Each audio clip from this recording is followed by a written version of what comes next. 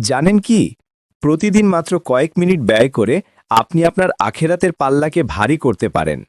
রাসূলুল্লাহ সাল্লাল্লাহু আলাইহি ওয়াসাল্লাম বলেছেন, এমন কিছু দোয়া আছে যা মিজানের পাল্লায় পাহাড়ের থেকেও ভারী হবে। চলো জেনে নি সেই দোয়াগুলো। সকাল সন্ধ্যায় পড়ুন সুবহানাল্লাহি ওয়া বিহামদিহি, সুবহানাল্লাহিল আযীম ১০০ বার। নবীজি সাল্লাল্লাহু আলাইহি ওয়াসাল্লাম বলেছেন, এই দুটি বাক্য মিজানের পাল্লায় অনেক ভারী। বেশি বেশি ইস্তেগফার করুন, আস্তাগফিরুল্লাহ। নবীজি সাল্লাল্লাহু আলাইহি ওয়াসাল্লামের প্রতি দুরূদ পাঠ করুন, আল্লাহুম্মা সাল্লি আলা মুহাম্মদ। এছাড়াও প্রতিদিন কোরআন তেলাওয়াত, সামর্থ্য অনুযায়ী সাদাকা এবং মানুষের প্রতি ভালো ব্যবহার মিজানের পাল্লায় নেকি বাড়ায়। ছোট ছোট আমলের মাধ্যমেই আমরা আমাদের পরকালের জীবনকে সুন্দর করতে পারি। আজই শুরু করুন। আল্লাহ আমাদের তৌফিক দান করুন। আমিন।